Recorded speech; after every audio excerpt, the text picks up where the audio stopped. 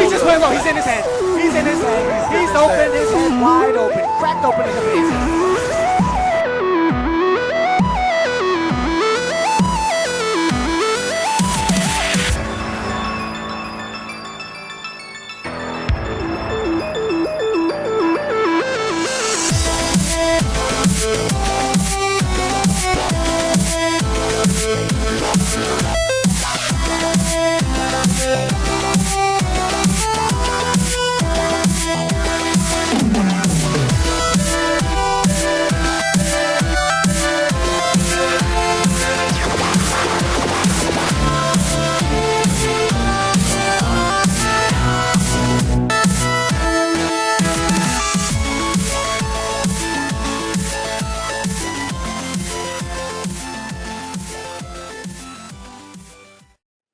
Hey, what's going on, guys? It's Mario Man 100 back here with another episode of How's My Team. So the Giants, obviously the women's team, their season is done, so we only really got to talk about both the Wanderers male and female team, the men's and women's team playing in the A-League. Obviously the women going up against Melbourne Victory and the men going up against Adelaide United. And we also got to talk about Liverpool because obviously they played in the Champions League and they also played in the Premier League against Manchester City and obviously against Real Madrid at home in the Champions League. So we got a little bit to talk about. Obviously not a great deal, but we have a little bit to talk about, so let's get started.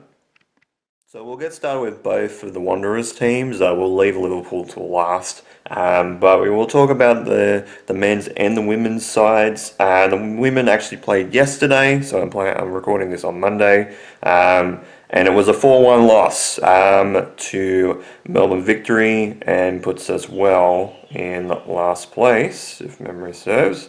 Last place without any points on the board at all, and 2 goals for and 7 goals against. So, not an ideal start after 2 games for the women. So they actually ended up scoring first. I actually had that in my notifications. So they scored in the 13th minute, and then it was an onslaught after that. It was the 41st minute. They scored in stoppage time as well to be 2-1 up at half time. Then in the 48th minute and then in the 83rd minute, Melbourne Victory all scored. So it was another game at home, and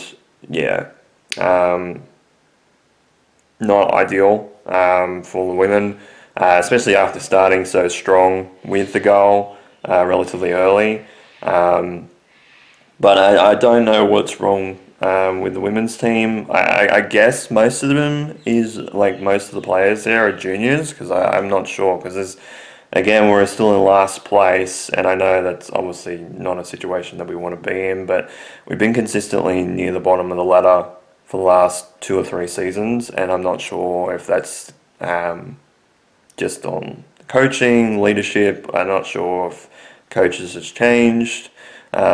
Between competitions, it just seems that everybody else, every other team in the competition, is better than the Wanderers right now. I don't know whether it's just their pathways are not great or what have you.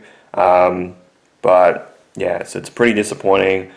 But obviously, that's right, they've got bias.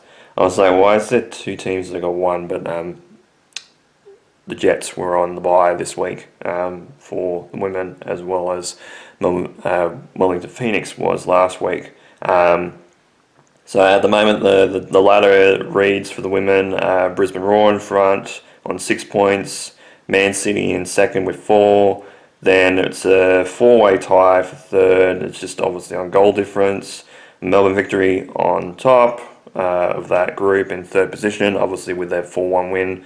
Boosts them to a plus 2 goal difference, obviously with a 3-goal win over the Wanderers. Then Perth with 1 goal advantage, and then Newcastle have got 3 points as well, but they've only played 1 game. And yes, their goal difference is +1 as well, but it's only 2 goals for and 1 goal against. So they drop underneath Perth. And then in 6th position is the Mariners on -1 in terms of goal difference. Then 7th is Sydney FC with 2 points. Then Wellington Phoenix with 1. Canberra United on 1 as well with a -1 goal difference. And Adelaide United in 10th position above the Wanderers with -3 goal difference and 1 point. As for the men, they played on Friday, and it was another loss for them as well. So I've got to scroll all the way back, and it was 2-0 for them. And they held them out in the first half. Ultimately, they didn't score in the first half at all. It was 0-0 at half time. I thought maybe there was a situation where this team was going to be like, this game was going to be a goalless draw, because there's been quite a few of those already this season. There's been like 2 or 3 at least. But then they scored 2 goals in the space of about 6 minutes. So they scored in the 63rd minute, and Chris Godwin scored for his first game back, or at least his first goal since coming back to Adelaide United in the 68th minute. And I will say, I heard that they played pretty poorly, pretty much all game. I didn't watch this game, obviously.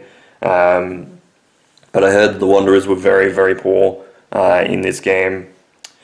And it's not like they didn't have opportunities to score, because they did end up having an opportunity to score quite a few times during the game, especially leading. We could have led very on early, probably about halfway through the first half. But yeah, very disappointing. I don't know whether it's just because this team just hasn't been able to gel with the new signings coming in, and obviously new players leaving the club as well. I don't know what it is, but we're just not gelling at the moment, and it is not an ideal situation. We're very lucky that we're not on the bottom of the ladder. We're staying in 10th position, in 11th position for the Wanderers. We're very lucky to stay in that position because Perth did play after us against Central Coast. They ended up losing 1-0. And I think it was very late into that game, I think, as well.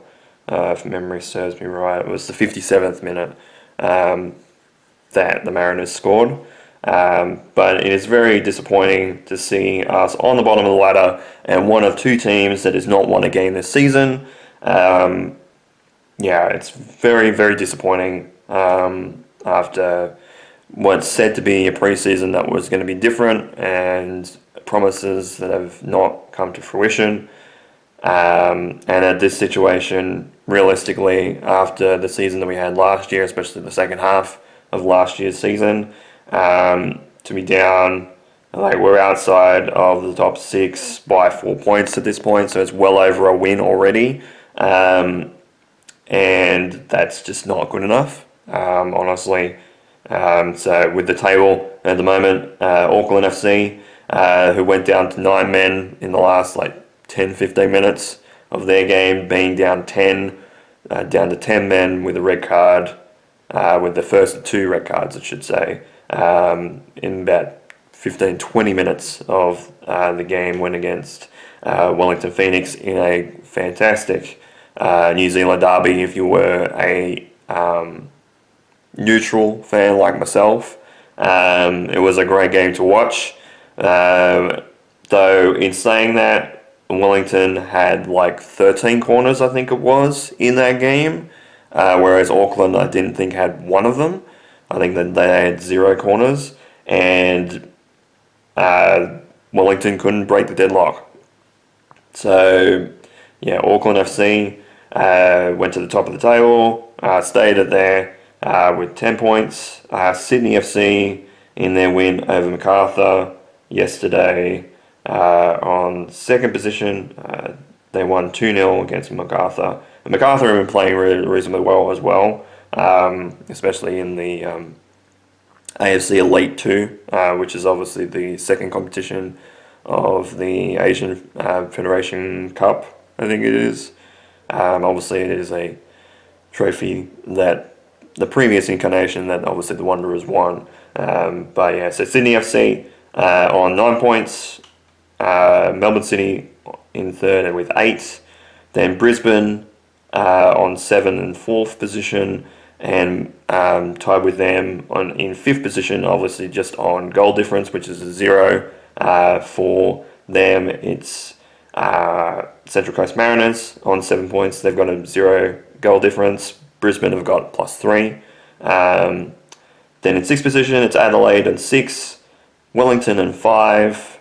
In 7th position, MacArthur in 8th position with 4 points, tied with Melbourne Victory. It's just obviously they've got a goal difference of -2, whereas Victory is -3. Then 10th position is Newcastle Jets, then the Wanderers, and then Perth Glory on the bottom with 1 point. But very lucky to not be on the bottom as we go into an international break for the Wanderers, because that was, it was not great effort at all. 2-0 loss, especially on Friday night, in a game where Adelaide hadn't won at home against the Wanderers in like 4 or 5 games, which is another thing, another stat as well. But pretty poor effort in the first 4 rounds, only having 2 draws and 2 losses, with no wins on the board, and a heavy Sydney derby looming in the future very, very quickly. Our next few games as well, if I have a look, is not until the 22nd, which obviously is not this week coming, but is next week. Actually, is it 22nd? So so it's 12 days from today. So it's going to be, another week and a bit. So it's pretty poor from the Wanderers. And it's not going to get any easier. That's the men's side. The men's side obviously play against Central Coast, and they're playing at CommBank, so they're playing at home. So hopefully it'll be a better result for them. Whereas this coming weekend, we go up against Brisbane, and obviously Brisbane are on top of the ladder for the women, which is going to be very interesting. So we'll see what happens, but that's not going to look like it's going to be a great result. And then we have Newcastle Jets after that for the women. And Newcastle are in 5th position at the moment in terms of the women's game. So that's going to be a struggle. We'll see what happens. Oh, that's a midweek game as well. There's midweek. That's going to be interesting. But anyway, so both Wanderers teams really struggling in both the A-League women's game and women's competition, and also the men's competition. So, not ideal. Pretty disappointed. And then we move on to Liverpool. So Liverpool ended up having another roller coaster week this week. We had a 3-0 loss to Manchester City away from home this morning. It was a 3-0 loss. Half-time it was 2-0. We did have a goal that was disallowed because it was offside. There was an offside player, which obviously was Andy Robertson, which I feel like shouldn't have been called. I know I'm saying that as a Liverpool fan and obviously taking the cap off for that, but it just looked like the way that, because obviously they have a camera in the goals, in the back of the goals, to show the keeper, and it looks like the way that the shot is with the header for Virgil van Dijk, who ended up was the guy that was going to score for us. It looked as if, yes, Andy Robertson was in front of the goalkeeper, but a far enough distance away that the goalkeeper was watching the ball the entire time, which for the rule, obviously he didn't make, Andy Robertson didn't make contact with the keeper or the ball, but with the rule, obviously, in the fact that the keeper can see it, shouldn't that be a goal anyway? If the keeper's watching the ball the entire time? And obviously, if Andy Robertson was in, maybe, say, here to my face, right? Then, okay, or, obviously obscuring the goalie's vision of the ball to go in, then yeah, okay, call it, fair enough. But yeah, it's just a weird call, which would have put it to maybe 1 or 2-1, like 1-1 or 2-1 down at halftime, because it would have kind of changed the complexion of the game a little bit. But the way that they were in the second half, it didn't really matter. So they scored in the 29th minute, and then the 3rd minute of stoppage time in the first half to be up 2-0 rather, and then scored in the 63rd minute. We just couldn't get any possession whatsoever in the game, and it was pretty disappointing after a week that we had relatively okay. Obviously coming off a 2-0 win against Aston Villa, and then also coming off a 1-0 win against Real Madrid at home at Anfield, and once again, it was a pretty tough game, 0-0 half-time, and then obviously Alexis McAllister, who scored the last time we played Real Madrid as well, broke the deadlock and actually gave us the win their last game, last year in the Champions League. He scored in the 61st minute. It was pretty, tit for tat for most of this game, but 1-0 win in the Champions League. So I guess we got a win out of it, as I said, with the roller coaster. It's been a couple of weeks of a roller coaster, up and downs and all over the places for Liverpool. So in the Premier League, with that and obviously other results going against Liverpool, we dropped to 8th position, going from 3rd. Not an ideal situation. We drop, as well as Bournemouth. Bournemouth actually dropped right down to 9th position as well as Crystal Palace. They dropped to 10th. So a lot of movement at the top. Obviously, Arsenal dropped points to Sunderland. They dropped points to have a 2-2 draw with Sunderland, which I think is great result for Sunderland, and obviously Arsenal having what was a 7-point lead. As I say that as a Liverpool fan, obviously we have a lead. We had a lead at the start of the season after the first 4 games. Just kind of got to give it a little bit back to them. Obviously, Man City are in second, with Arsenal at top on 26. Man City on 22 points in second position. Chelsea move up to third position. They were in second, I think, leading into last night's games as well. On 20, Sunderland in fourth on 19. Then we have a group all on 18 points, just obviously on goal differences. Spurs move up to the fifth position. Aston Villa in sixth position. Manchester United in seventh position. And obviously Liverpool, Bournemouth dropped to 8th and 9th respectively on 18 points. Crystal Palace on 17 in 10th position. Brighton drop to 11th with 16. Brentford stay in 12th position on 16. Everton move up to 13th with 15 points. Newcastle drop to 14th on 12 points. Fulham and Leeds in 15th and 16th on 11 points.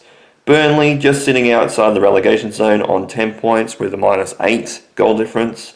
Then on the bottom, there has been some movement with West Ham jumping Nottingham Forest to go to 10 points, but also on -10 in terms of goal difference. So that's why Burnley is not in the bottom three at the moment.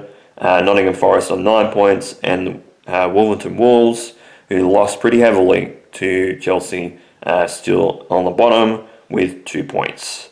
So not an ideal situation, well outside European qualification in terms of Liverpool's position in 8th position. But in the Champions League, we are also in 8th position, though we do move up to 8th position with that win over Real Madrid.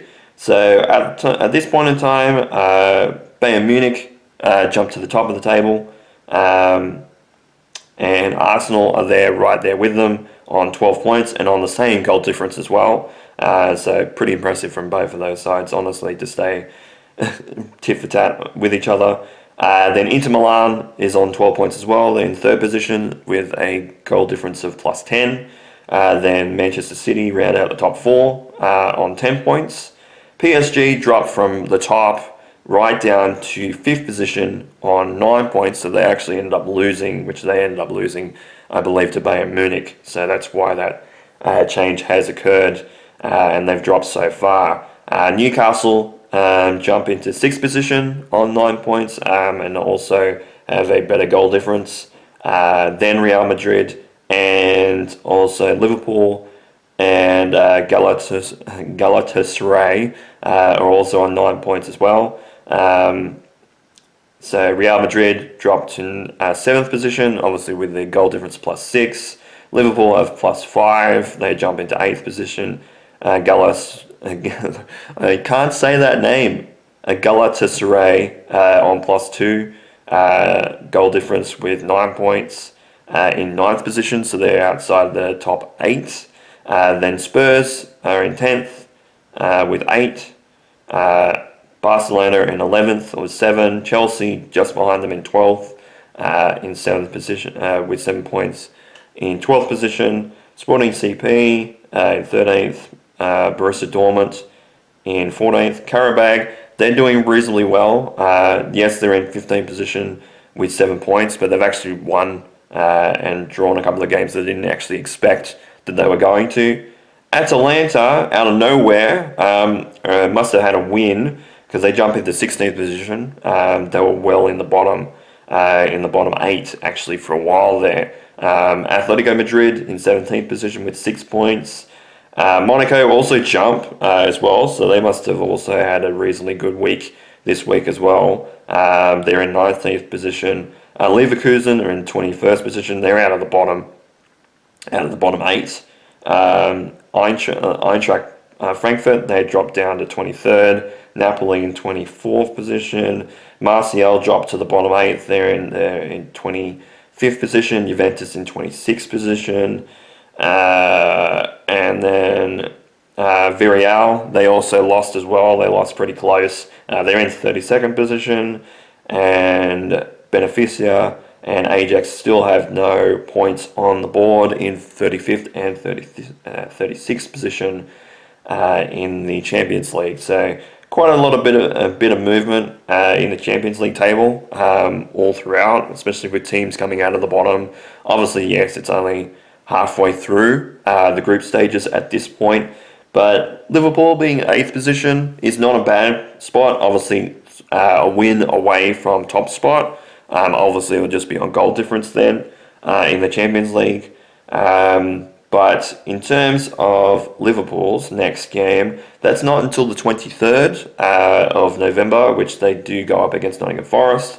And then they go up against PSV at home on Thursday, November the 27th. So we have an international break in between.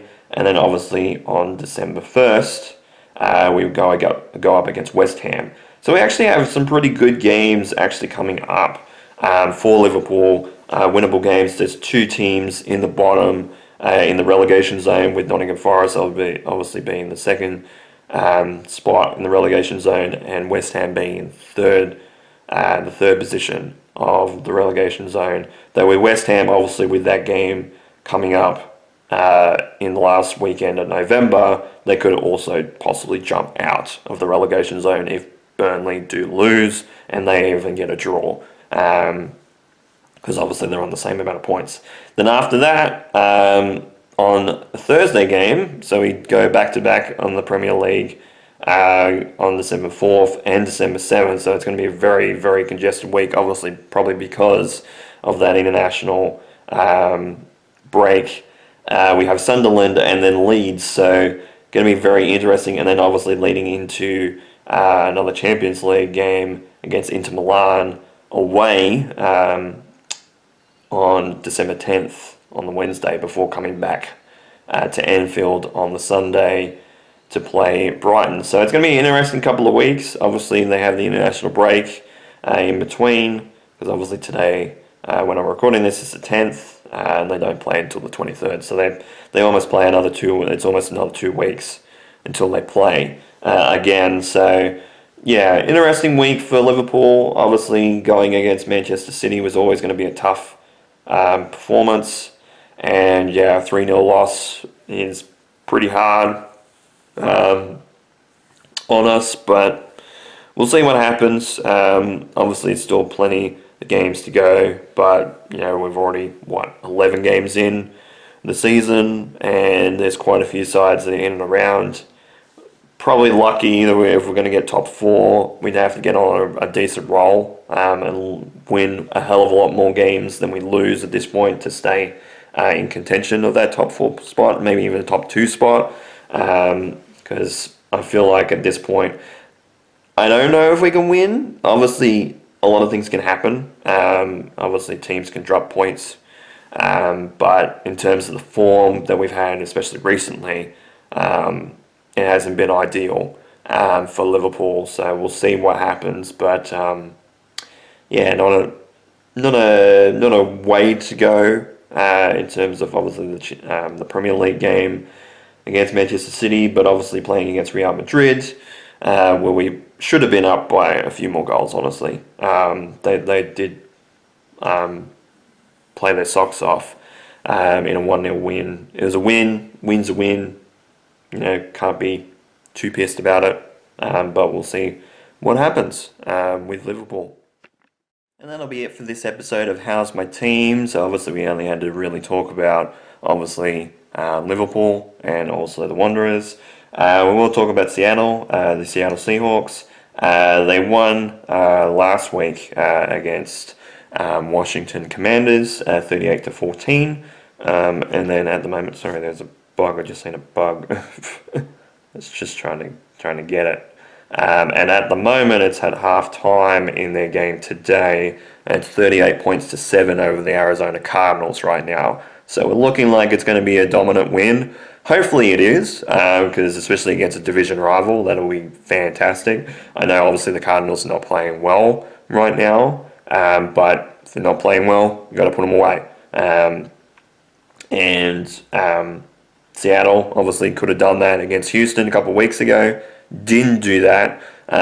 So hopefully they do a lot better today and actually do go relatively well against the Arizona Cardinals. We'll see what happens with that. But in general, it's been a very interesting week. I will say probably next week we'll have another week off because the only game we'll really be talking about is the Wanderers game, the Wanderers women playing, obviously, against Brisbane Roar. And that'll be the only game we'd be talking about leading into next week.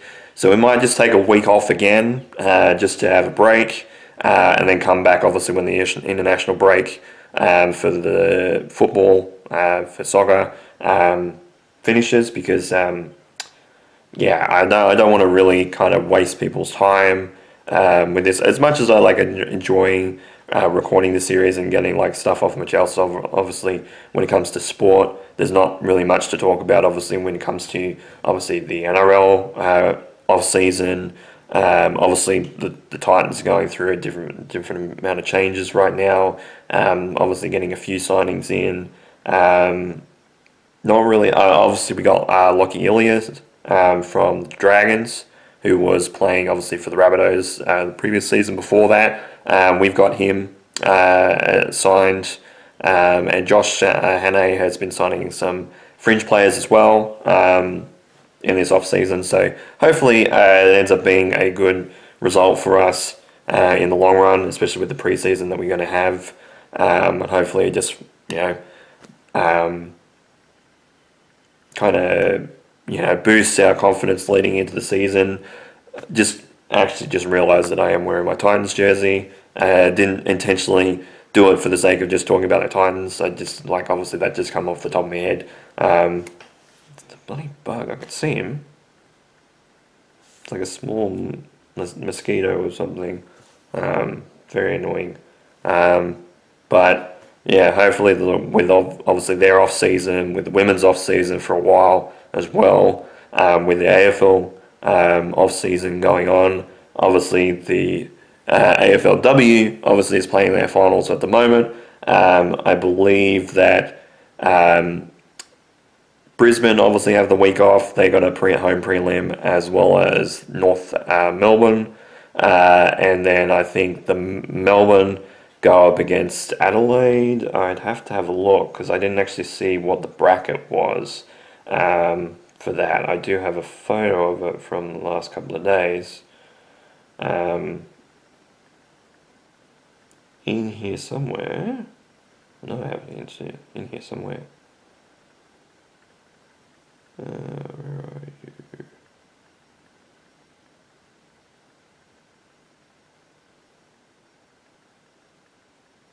No, that's not that one. I'm gonna have to find it. I'm sorry, I'm wasting time right now. Here's the bracket. So it'll be North Melbourne, obviously hosting a prelim final, as well as Brisbane. Obviously, because I know the results, I've got like half the bracket here, but I obviously know the results from yesterday's games because obviously there were two of them played yesterday. So it'll be obviously Hawthorn, who ended up losing to North Melbourne, play against Carlton, and Adelaide won against St Kilda, so St Kilda are out as well. They play against Melbourne because they lost to Brisbane in the second qualifying final. So Brisbane will be playing the winner of Hawthorn versus Carlton, and North Melbourne will be playing the winner of Adelaide versus Melbourne. So I think in terms of that, I think it's Brisbane will be playing fourth versus fifth, I think. I think that's how it goes. And then obviously, in terms of positions, I think that's how that went.